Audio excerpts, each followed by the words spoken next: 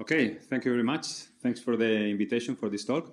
So my name is Airán Ródenas again, and I'm going to present some work of some of our last results on nano and microphotonics inside dielectrics, or in this case, optical crystals.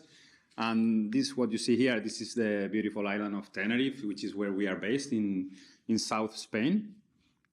So let me start with the motivation and challenge. So the motivation that we have is really curiosity-driven, and it's actually a big challenge. So what we want to do is know if we can have really 3D nanofabrication inside dielectrics, like nature is, as we all know, is already doing, with 3D flexibility, great flexibility. So what we want to know if we can really have nanoscale precision, low roughness, minimum defects, which is something currently impossible for sure in general. So we want to try to see if we can expand standard nanolithography capabilities into the third dimension, in transparent solid-state media, like I said, like in optical crystals. So what we envisage in the future is to really be able to have like kind of nano printing, 3D printing, but subtractive inside the dielectrics. So to be able to have this kind of variable honeycomb structures for metamaterials and photonic crystals inside the optical materials. So let me go a little bit back in time. So this is a long story, actually, which I really like to emphasize. So this is almost 30 years now since the first works, done with, of course, titanium sapphire modular femtosecond laser technology in the 90s. So this is microvoxel for optical data recording in 1996 by Eric Masur group. This is more or less when I believe the field started. And this is some later work in Germany by Stefan Nolte and Gorelik, in this case, and others. They started to realize the issues about stress. So you're creating amorphization, stress, and this is really, really detrimental. Simultaneously, at that time, it was really a flourishing field. So you would see nanograting phenomena appearing, which is now being used for technology, for optical big data, optical recording, and for eternal memories. And at that time, things like the morphology and the changes in the phenomenology, depending on the pulsed energy and the focusing optic, etc., was already starting to be recognized with high numerical aperture or low numerical aperture. So what we use is high numerical aperture, by the way, so immersion oil optics. And at the end of the decade, more or less, it was already being recognized that this big large damage really confined in the submicron scale, it's really interesting from the fundamental phenomena. It was a lot of interesting research done, especially by Saulius Yotkasis in Japan. But let's conclude that more or less at the end of the decade, it was very clear that that's not a possible route for photonics in general, especially in crystals. Because, for example, here you can see that this is not a 2D, so this is like a 3D microphotonic 3D photonic crystal with FCC lattice with voxels of damaged voxels separated 1 micron approximately. And you can see as soon as you try to do a lot of high energy dose, like a lot of laser energy into the material, you have cracking. You have a lot of bonding, you have a lot of distortion of the bonds, and then you have cracks, and cracks propagate, and basically it's really useless. So that was the state of the art in 2010, let's say. But a little bit before, it was recognized that you can wet etch things that you write inside glass in 2001, and then 2006 in sapphire. In the beginning, this was called Fliese. So in the beginning, in fused silica, for example, the results were really, really bad. So the etchability was really, really low. But in this year, Saulius Yotkasis and his colleagues, Masuro, they saw a really giant wet etching selectivity, 4 orders of magnitude, and that starts to be interesting. At that time, it was not recognized. I don't recognize at all.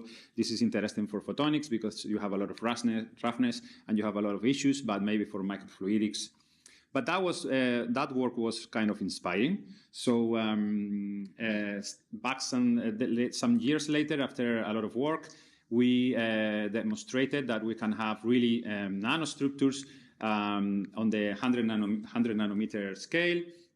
We can really have reproducible results. You can see a laser written track here, and you can see how it looks wet etched. So you have a hollow pore there, and the ratio can go up to 1 million, more or less, in general, almost also in Safari and Jack. And that was kind of interesting. We published a good paper. We had some European projects already since 2016. And since then, some works have been published expanding this a lot. And well, another thing we demonstrated was sub-wavelength gratings with really high potential for high efficiency, which is really interesting for laser technology. And fundamental demonstration of a wavelength scale. This is a 1.5 micron light, telecom light, compressed into 1.5 micron. And we were propagating this for, like, I think it was 5 millimeters, half a centimeter, which is quite remarkable for a first demonstration inside a crystal. So that was the first time you could really produce a tightly confining waveguide inside an optical crystal, because normally you cannot access the volume of a crystal by any nanostructuring technology. So that opened the door to really start to dream things, but of course, you know, scattering, losses, damage, this is a big issue. So, so the sketch of my talk, I hope to be a little bit fast, but I hope I have time enough, is to review some of the properties, so understand the issues that affect. This is basically all depending on the laser you use and the setup you use, so you really not have to take care of what you do, and everything depends on the interaction with the material. And you have some optical and non-linear effects, but you also have really stress-related, really kind of a little bit of like mechanical effects on the material. For example, here you can see kind of a seed effect. So you can have no etching at all, same power, it decrease the line spacing, and suddenly you have an overdose, a total overdose. This is like 200 nanometer from line to line. So this is really well deep submicron pores. And then I will try to go to really more interesting results that we have been doing recently. So micro resonators, which are actually working, and all single crystal, and diffractive optics, wavelength thick diffractive optics that really behave really well. So I have 20 minutes. So regarding energy, we all know these shapes depending on the Gaussian power, Gaussian distribution power you have inside the material. You can really well control the pore width and the size. If you really have a very good stable laser with really good stability, you can really go down to 100 nanometer. Okay. And this also affects the etchability. So you can see like here, like some 20, 30 microns of pores with different power. And you can see, well, maybe you cannot clearly see, but there is a boost in the etchability at this region here. And then there is a decrease, and then the etchability increases. We studied this further in detail. I will show you now. Depending on the pulse repetition rate, you also have different aspect ratio, so the height divided by the width, which is really important for photonics. And what we realized is that if you really focused on the energy dose, which means how many pulses per millimeter and how much energy you have in each pulse. So if you really have this statistical number, which is the energy dose you put on you deposit on the material, then things start to align, and you can really you can plot pore aspect ratio, but you can also plot the height or whatever you like, and things start to come together, and you realize that it's really difficult to go to really small aspect ratio. Another thing that we recognize is the phases for etching. So we saw that there are basically for sure 1, 2, 3, 4 phases in which you can etch materials depending on the stress. So you have a linear regime here in which you start to increase the stress. This is in linear scale here, so it's a linear fit. So you increase the stress, you increase the etchability because you are distorting the bonds, the wear etching increases, and then you start to create a saturation of the stress. You have nanocracks, the stress is kind of released, cannot go up anymore, so you don't have more etching capability. And then when you deposit more energy, the etchability doesn't go to 0, so you can always etch, but it doesn't increase anymore. So this is like high stress region, lower stress here. So, and that's important for the device. And of course, this depends a lot on the frequency repetition. You have the same phenomena for 1 kilohertz, for 10 kilohertz, for 100, for 1 mega, and we have measured this already. It's really, when you are not working in the thermal regime, this is pretty reliable. So it means it's really mechanical on the lattice, on the distortion you do on the lattice. So we checked the burst regime, and we saw interesting phenomena. So you can change the shape of the pores. increasing the number of pulses and increasing the temperature. Here you can see we were trying to go below melting point. We matched this with experiments where you can really see the melting on the microscope. So this is well matched the calculations with the results. And in this case, you can really go to a new regime in terms of aspect ratio, in which you clearly see that it looks like you could even go to close to 1.0 in terms of aspect ratio. This is 1.1 more or less. And that's really interesting because these lasers are evolving ultra fast. The ultra fast lasers are evolving ultra fast. So I think there's a bright future for this technology as soon as these lasers are really stable and available. And regarding pulse duration is extremely important in this case. In some cases it's not. Here it's quite interesting because in this simple example, you can see about 400 femtoseconds you have a phenomena. Below 400, which is where we work actually, you have a different phenomena. And when you go beyond, let's say 400 or 500, you start to be less efficient. Okay. For example, here you can see thresholds change a lot. Threshold for the modification. This is the aspect ratio again. The aspect ratio can change significantly, although it is mainly determined by the optics you use. And here you can see the dimensions. The dimensions can fluctuate if you don't have a very well-kept pulse duration. Okay, so pulse duration is interesting for modulating things. Nowadays, we can also digitally modulate the pulse duration with a compressor. So you have a multi-parametric window for nanoprocessing. When you go to 2D, so let's say we want to do three-dimensional structures, so we need to define a closed surface for that, so you need to do surface. So for surface, you have this nanopore overlapping, and we have this seed effect, so there is nothing, and suddenly you have too much, okay, for a given power, and then you have extremely too much, so that's high stress. And you need to increase the power to minimize the stress, as I said, because the stress goes down and you have nanocrust releasing it. And then you have a sweet point. You can have a sweet point where if you look at this, really, if you make a zoom on it, you will see that you can have really high quality, like looks like almost like standard lithography on the material. So this is, for your knowledge, this is like 1 micron more or less. So you start to have nanoscale control on the material. And then we realized as soon as you do a lot of overlapping, which you need for volume writing, you have a new phase which is unetchable. So as soon as you deposit too much energy on the material, and this is really bad for writing, because when you have this in the experiments, it's really a drawback, right? So I have some more time now to go a little bit slower maybe. So I want to show some of the last results on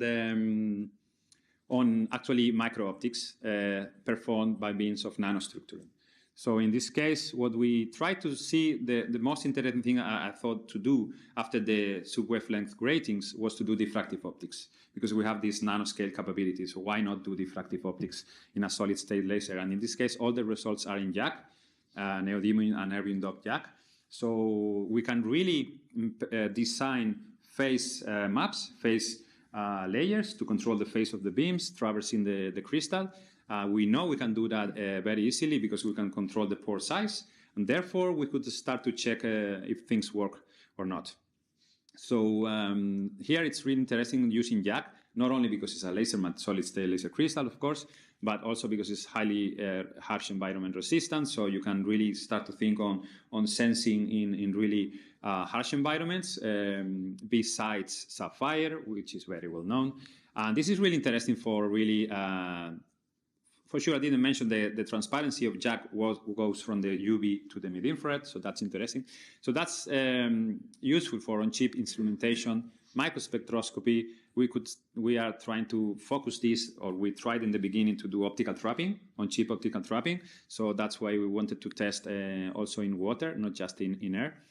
And there is also some interest from quantum-based people regarding rare earth micro-optics, microphotonics, and photonic crystal structures, because we can really go into the 3D. So we are not anymore limited to have a membrane on the surface. Now we can do it inside, and that's really robust.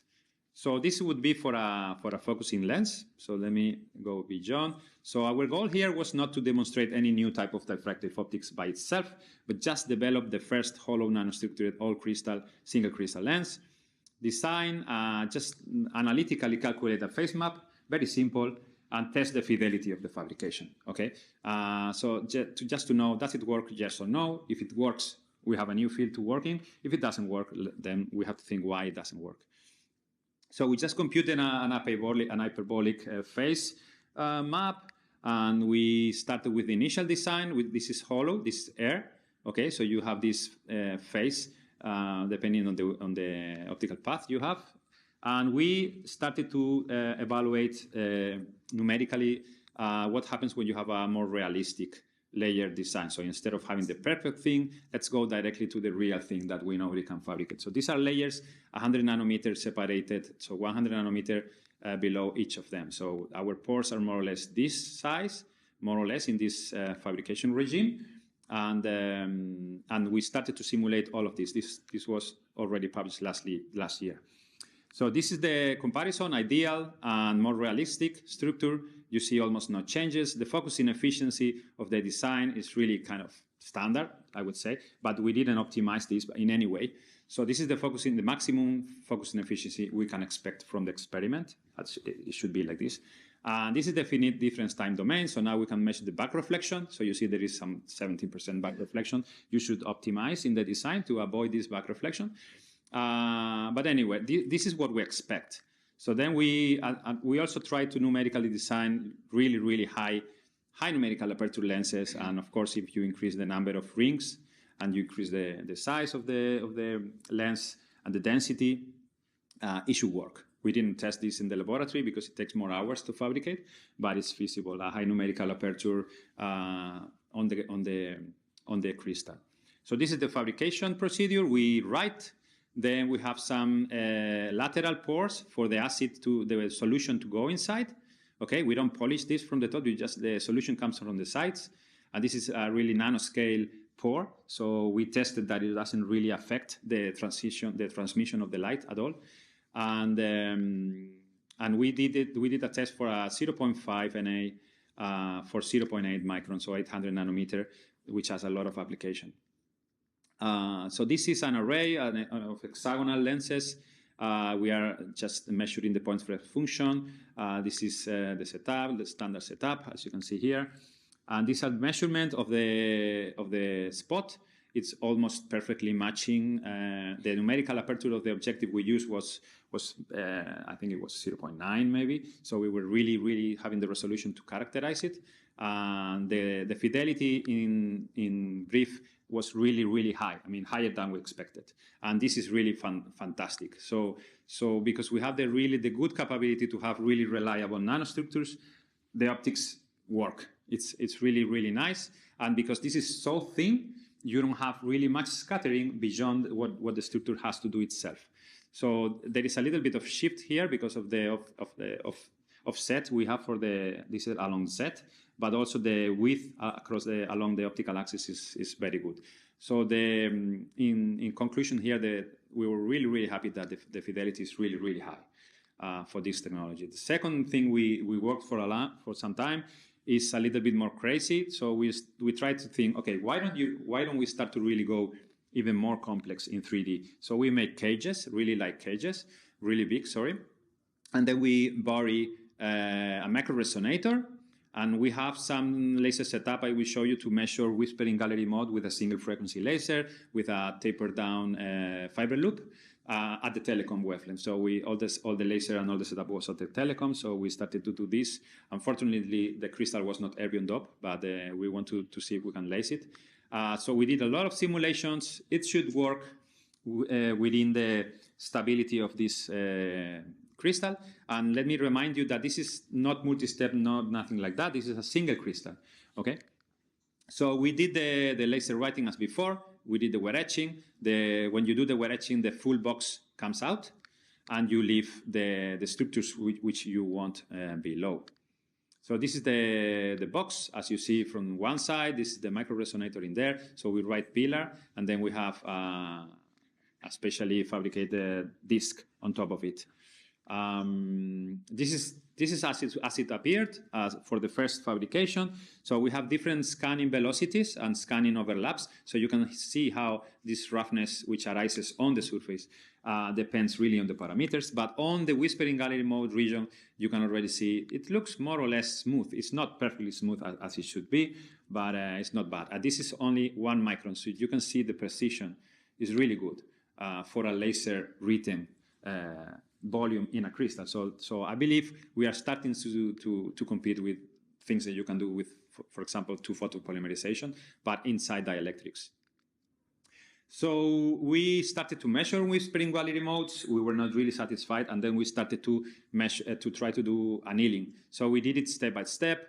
What you can see is that you can go up to 1,300 for sure, almost no change in the material. So this is really high temperature resistant, and we went all up to the 1,500, in which you have the famous surface reflow. So you have to really control this. This is something we are still learning how to do. But with this surface reflow, as many people know, you can really smooth out roughness. Okay, so in brief, what we achieved is not really state of the art at all, but it's we decreased by 2 the surface roughness from 41 to 26. By the way, this is not the surface of the side. We cannot measure this side. This is just the top, the top of this biscuit-looking microdisc. So the roughness, the real roughness in the side is probably much lower. Okay, this is due to the stress in the top layer that we write.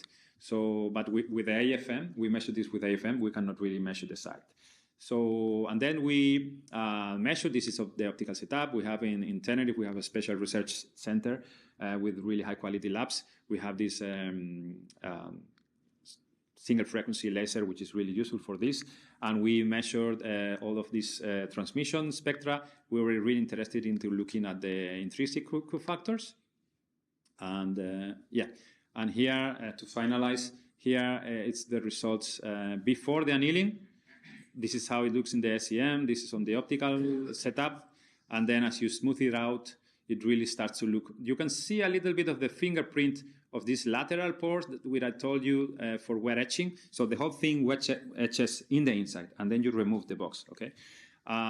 In the future, of course, we don't want to remove the top. We just want to keep it buried, completely protected. So you could scratch it with your hand, nothing happens. And ideally, you would have some waveguides crossing it. But of course, that's more incremental work. And the limiting factor now is the intrinsic factor is like 10 to the 4.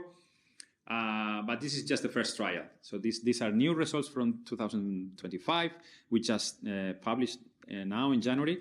And this is the result we got on the first on these first trials. So to summarize, I would like to go back and see what has happened in the time. My talk is a winding road. So we are always learning from what other people do and what we can do. And this is very funny because we could recognize these 10-year blocks from the beginning, microstructuring, then wet etching, then really nanolithography proven. And then when we could have this new facility in Spain, we started to really build this new setup we have now and start to work on micro diffractive optics with nanostructures and microresonators. So my question, I hope there are some PhD students or PhD students interested in working on this. So what can we do in 10 years? Who knows? I hope we can really do funny things. So yeah, I would like to finish with that. Thank you very much.